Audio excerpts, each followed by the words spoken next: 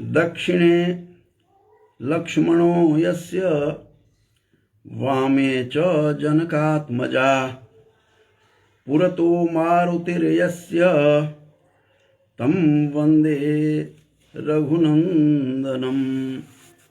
आज एक सुंदर कांड जो रामचरितमानस का तुलसीकृत विश्व में विख्यात जो यह ग्रंथ है, रामचरितमानस का सुंदर कांड का एक प्रसंग अद्भुत, अलौकिक और ज्ञानवर्धक है। यह सुंदर कांड में उस समय का प्रसंग है जब हनुमान लंका दहन करने के बाद वो लौट करके फिर राम के पास आते हैं, सारी कथा सुनाते हैं, राम को कहते भी हैं कि हे नाथ, बहुत कठिन स्थिति में माता सीता लंका में है और हे करुणा निधान, उनका एक एक पल कल्प के समान बीत रहा है। अतः हे प्रभु, तुरंत चलिए और अपनी भुजाओं के बल से दुष्टों के दल को जीतकर सीता जी को वापस ले आइए। और कहा भी है कि निमिष निमिष करुणा निधि जाहि कलप समबीत बेग चलिय प्रभु आनिय भुजबल खल दल जीत। खल के शत्रुओं के दल को जीतकर, ये 31वां सुंदरकांड का दोहा है जो इशारा कर रहा है कि सीता किस प्रकार से वहाँ करुण अवस्था में है। और सुनि सीता दुख प्रभु सुख अयना भरी आए जल राजीव नैना। जब इस प्रकार की सीता के विषय में बताया गया, सीता के अति विपत्ति विशाला, ये तो प्रसिद्ध है ही। तो करुणा निधान जो राम हैं, जो जानकी नाथ हैं, जो अयोध्या नाथ हैं, उनकी स्थिति बड़ी दुरूह हो जाती है।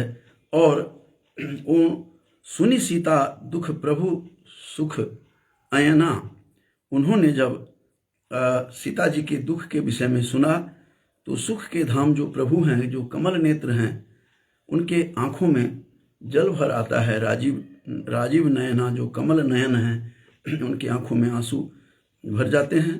मन वचन और शरीर से जिसे मेरी ही गति अर्थात मेरा ही आश्रय है, उसे क्या स्वप्न में भी विपत्ति हो सकती है।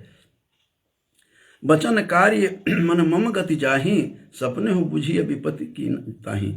इस प्रकार की सारा संवाद चलता है। इसके बाद राम अत्यंत भावुक हो गए हैं और सीता से तो भूरी भूरी उन्होंने आशीर्वाद लिया ही है। सुंदरकांड में राम ने हनुमान को जो बात कही वह अत्यंत अद्भुत है। और सुंदरकांड में उन्होंने स्वयं ही राम ने हनुमान से कहा कि हे हनुमान, इस संसार में तुम्हारे जैसा उपकारी मेरा कोई भी नहीं है। तुमने बहुत बड़ा उपकार किया है, मुझे तुमने सीता की खबर सुनाई है। तो सुनु कपि तो ही समान उपकारी, नहीं को सुर नर मुनि तनुधारी। इस संसार में न कोई देवता है, सुर है, न नर है, मनुष्य है, न कोई मुनि है, न तनुधारी शरीर धारण करने वाले कोई जीव हैं। और प्रति उपकार करो का तोरा, तुमने जो मुझे उपकार किया है। इस प्रकार से जो हनुमान को राम ने यह बात कही है कि सुनु कपि तो ही समान उपकारी, तुम्हारे समान उपकारी इस संसार में त्रिलोक में नहीं है। नहीं को सुर नर मुनि तनुधारी, कोई न तो सुर है, न नर है, न कोई मुनि है, न कोई तनुधारी जीव है। लेकिन मैं तुमने जो मेरा उपकार किया है, तो प्रति उपकार करो का तोरा, मैं तुम्हारा प्रति उपकार कैसे कर सकता हूँ। सन्मुख होई न सकत मन मोरा, मैं तेरा प्रत्युपकार अर्थात तुम्हारे इस उपकार के बदले में जो उपकार है तो क्या करूं, मेरा मन भी तेरे सामने नहीं हो सकता है। सन्मुख हो ही न सकत मन मोरा।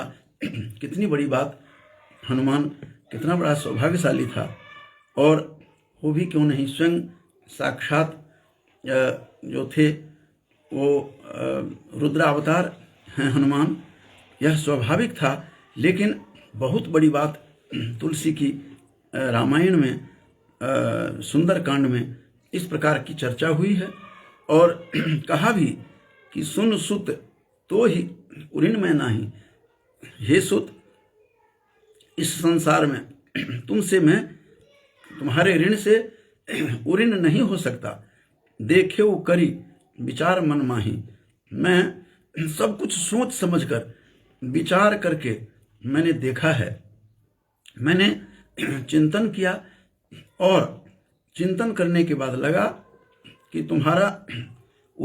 तुम्हारे ऋण से मैं मुक्त नहीं हो सकता, तुम्हारे ऋण से उऋण नहीं हो सकता। इतनी बड़ी बात स्वयं हनुमान को राम ने जो कहा कि तुमने तो वो काम किया है जो लंका पार करके सीता की खबर सुना रहा है, तुमने मेरे भाई लक्ष्मण की भी जान बचाई। यद्यपि इसकी चर्चा यहाँ नहीं हुई है, तो बहुत सारी बातें सुनाता है कि पुनि पुनि कपि ही चितब सुरत्राता लोचन नीर पुलक अतिगाता। कहते हैं, हे पुत्र सुन, मैंने मन में खूब विचार विमर्श किया और लगा कि तुम्हारे ऋण से मैं उऋण नहीं हो सकता। और देवताओं के रक्षक प्रभु बार बार हनुमान जी को देख रहे हैं, नेत्रों में प्रेमाश्रुओं का जल भरा हुआ है और शरीर अत्यंत पुलकित है। यह सब देखकर आश्चर्यचकित वह दृश्य है राम और उसके हनुमान अत्यंत भाग्यशाली हैं जिनको राम स्वयं कह रहे हैं कि मैं तुम्हारा उपकार का प्रति उपकार करों का तोरा। मैं उपकार के बदले उपकार में कैसे कर सकता हूँ। उपकार के बदले, वस्तुतः उपकार के बदले में जो उपकार सोचता है वह उसकी विपत्ति की कामना करता है। जब भी कोई किसी का उपकार करता है और वह सोचना शुरू करे कि वो भी कभी जरूरतमंद हो, वो भी कभी समस्या में ग्रस्त हो और विपत्ति में आए, तब मैं इस उपकार का बदला उपकार होगा। इसीलिए प्रत्युपकार जो है एक तरह से उसकी अहित सोचने की बात है। इसीलिए कभी भी प्रत्युपकार की बात नहीं सोचनी चाहिए। यह भाव एक संस्कृत के श्लोक से दृष्टिगत होता है। राम स्वयं कहते हैं कि हे हनुमान, हे हरे, हे कपि, हे कपीश, मयि एव जीर्णताम यातु यत त्वयोपकृतं हरे, यत त्वयोपकृतं हरे। जो कुछ भी उपकार तुमने किया है हे हरे, हरि का अर्थ बंदर भी है, घोड़ा भी है और विष्णु भी है। तो यहाँ कपि के लिए आया है, हनुमान के लिए आया है कि हे हरे मयि एव जीर्णताम यातु। जो कुछ तुमने उपकार किया है वह मेरे में ही जीर्ण शीर्ण होकर समाप्त हो जाए, तुम्हारा किया हुआ। यत त्वयोपकृतं हरे, जो तुमने उपकार किया है, क्योंकि नरः प्रत्युपकारार्थी विपत्तिम अभिकांक्षति। जो नर है, मनुष्य, जो प्रत्युपकार उपकार के बदले जब उपकार कोई सोचता है तो समझिए कि विपत्तिम अभिकांक्षति, वह विपत्ति की, आपत्ति की, समस्या की कांक्षा करता है। इस प्रकार से कभी भी उपकार के बदले उपकार सोचना नहीं चाहिए, क्योंकि उपकार के बदले उपकार करने का अभिप्राय यही है कि वह व्यक्ति भी इसी प्रकार से विपत्ति में पड़े ताकि मैं उपकार के बदले उपकार कर दूं। इसीलिए राम कहते हैं कि तुम्हारे किया हुआ जो तुम्हारा उपकार है मेरे में ही जीर्ण शीर्ण होकर समाप्त हो जाए। मयि एव जीर्णताम यातु यत त्वयोपकृतं हरे। जो तुम हे हरे, हे कपि, हे कपीश, हे हनुमान, तुम्हारा जो भी उपकार है मेरे में ही यह जीर्णताम यातु समाप्त हो जाए, जीर्ण हो जाए, समाप्त हो जाए। नरः प्रत्युपकारार्थी। मनुष्य ही उपकार के बदले उपकार सोचता है और क्या करता है, ऐसा करके विपत्तिम अभिकांक्षति, विपत्ति की कांक्षा करता है। इसलिए इस संसार में भगवान राम कहते हैं कि मनुष्य ऐसा करते हैं और मैं उपकार के बदले उपकार कैसे करूं, तुम्हारा कैसे अहित सोचूं। इस प्रकार से कहा है उन्होंने कि सुन सुत तो ही उऋण में नाही, मैं तुम्हारे ऋण से उऋण नहीं हो सकता। बहुत उपकार किया है तुमने, मेरे लक्ष्मण को बचाया, संजीवनी बूटी लाकर तुमने लंका पार करके सीता की खबर सुनाई। तुम्हारे जैसा इस संसार में न तो कोई देवता है, कितनी बड़ी बात कह जाते हैं, न ही को सुर नर मुनि तनुधारी। इस संसार में न कोई सुर देवता है, न नर मनुष्य है, न मुनि है कोई, और न ही तनुधारी शरीरधारी कोई जीव है। इसीलिए प्रति उपकार करो का तोरा, मैं तुम्हारा उपकार के बदले उपकार कैसे कर सकता हूँ। इस प्रकार से सीता की खबर सुनकर राम आह्लादित हैं और आंखों में आंसू भरे हुए हैं, और इसी प्रकार से वह पर बहुत ही भावुक होकर के हनुमान को कहते हैं। हनुमान ने जब राम के मुख से ऐसा सुना तो 32वें दोहे में क्या स्थिति हो रही है कि सुनी प्रभु बचन बिलो की मुख, गात हर्षि हनुमंत, चरण परेउ प्रेमाकुल, त्राहि त्राहि भगवंत। उन्होंने स्वयं राम के मुख से इतनी बड़ी बात सुन करके कहते हैं कि प्रभु के वचन सुनकर उनके प्रसन्न मुख तथा पुलकित अंगों को देखकर हनुमान जी हर्षित हो गए। उनके पुलकित अंग देखा, अंग पुलकित थे, प्रसन्नता से भरे हुए राम को देखा, और राम को सीता की खबर पता चलती है, और तब हर्षित हो गए। प्रेम में विकल होकर तब हनुमान प्रेम से विह्वल होकर हनुमान कहते हैं कि हे भगवान, मेरी रक्षा करो, मेरी रक्षा करो, कहते हुए श्री राम के चरणों में गिर पड़ते हैं। चरण परेउ प्रेमाकुल, त्राहि त्राहि भगवंत। इस प्रकार का यहाँ पर जो यह प्रसंग है, फिर कहते हैं बार बार प्रभु चढ़ई उठावा, प्रेम मगन तही उठब न भावा। राम चाहते हैं कि उनके चरणों से उठाएं उन्हें, प्रभु उनके बार बार उठाना चाहते हैं, परंतु प्रेम में डूबे हुए हनुमान जी को चरणों में ही वहाँ लेटना उनको सुहा रहा है, अच्छा लग रहा है। और इस प्रकार से डूबे हुए हनुमान जी, प्रेम से डूबे हुए हनुमान जी चरणों से उठाना सुहाता नहीं है। उनको नहीं अच्छा लगता कि राम मुझे उठा लें चरणों से, मज़ा आ रहा है, उनको आनंद आ रहा है, आह्लादित हो रहे हैं हनुमान, पुलकित हो उठे हैं, विह्वल हो गए हैं, और प्रभु के कर कमल हनुमान जी के सिर पर हैं। उस स्थिति का स्मरण करके शिव जी भी उधर कैलाश में प्रेम मग्न हो गए हैं। चूँकि उन्हीं के अंशावतार हैं हनुमान, इसीलिए कैलाश पर बैठे हुए शिव जी भी आश्चर्यचकित होकर विह्वल हो रहे हैं, उनका भी अंग अंग पुलकित हो उठा है। प्रभु कर पंकज कपि के शीशा, कपि माने हनुमान के शीश पर उनका हाथ है राम का। सुमेरी सो दशा मगन गौरीशा, यह सुन करके गौरीश जो हैं, गौरीश अर्थात शिव, वह मग्न हो गए हैं।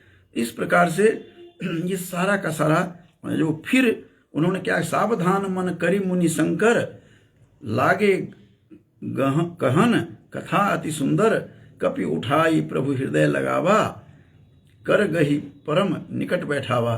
तब भगवान राम ने फिर उन मन को सावधान करके शंकर जी अत्यंत सुंदर वचन कहने लगे कि हनुमान जी को उठाकर प्रभु ने हृदय से लगाया और हाथ पकड़कर अत्यंत निकट बैठा लिया।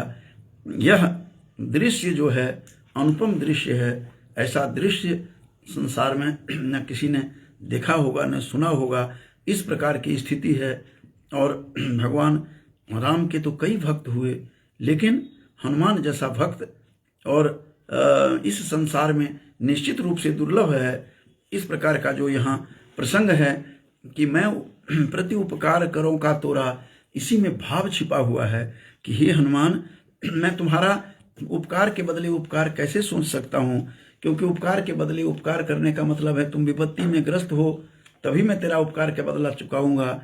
ऐसा सोचने वाला निश्चित रूप से शत्रु होता है। मैं तुम्हारा तुम मेरे भक्त हो तो मैं किस प्रकार से तुझे उपकार के बदले में उपकार कर सकता हूँ। इसीलिए उस संस्कृत का वचन सटीक है कि मयि एव जीर्णताम यातु राम कहते हैं, मेरे में ही सब कुछ तुम्हारा किया हुआ उपकार जीर्ण शीर्ण होकर के समाप्त हो जाए। और यत् त्वयोपकृतं हरे, जो तुमने हे हरे हे कपीश जो तुमने उपकार किया है वह मेरे में ही जीर्ण शीर्ण होकर समाप्त हो जाए। क्योंकि नरः प्रत्युपकारार्थी, जो नर मनुष्य होते हैं मनुष्य लोक में, वो उपकार के बदले उपकार सोचते हैं तो विपत्तिम अभिकांक्षति, वह विपत्ति की कामना करता है। जो कोई तुझे उपकार के बदले उपकार करना चाहेगा, इसीलिए तुमने जो उपकार किया मेरे में समाप्त हो जाए। संस्कृत का दोहा है, श्लोक था, लेकिन इस भाव को तुलसी ने निश्चित रूप से इतना जबरदस्त प्रसंग सुना करके बताया है।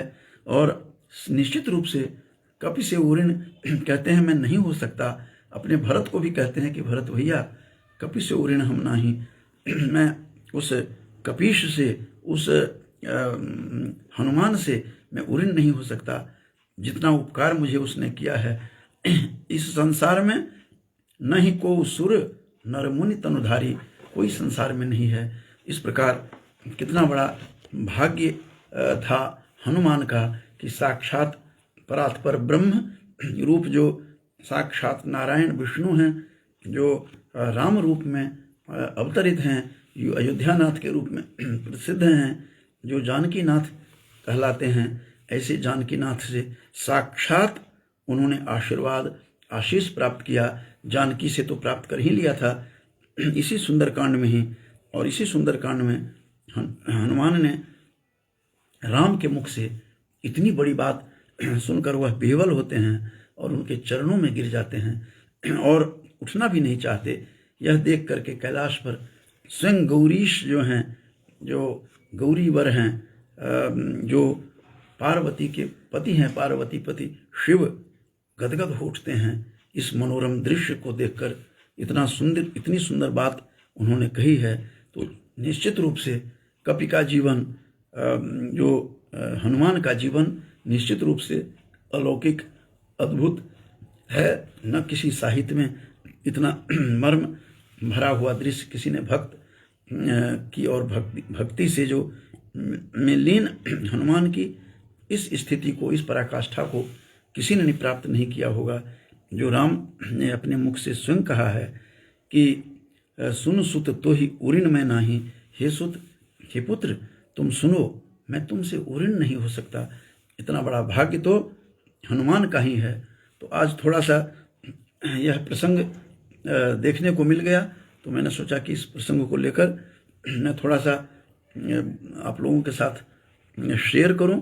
तो हनुमान निश्चित रूप से हनुमान एक विलक्षण प्रतिभा के धनी थे और उनको सारा कुछ आशीर्वाद सीता से भी प्राप्त हो चुका था, जिसमें जितने भी अष्ट सिद्धि नवनिधि के दाता, और वो दाता भी हैं।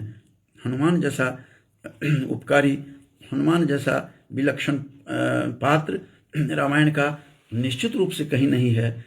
और इसलिए उनके बारे में कहा जाता है कि वो एक विलक्षण अद्वितीय हैं और अष्ट सिद्धि नवनिधि के दाता हैं।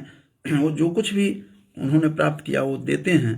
और तुम्हारे भजन राम को पावे, जो कहा गया है, भजन तो हनुमान का कीजिए लेकिन अपने पास नहीं रखते हैं, वो राम के पास भेज देते हैं। तो इस प्रकार से उनका चरित्र बिल्कुल यूनिक एंड सिंगुलर, जिसको कहते हैं विलक्षण और अद्वितीय चरित्र के धनी हैं।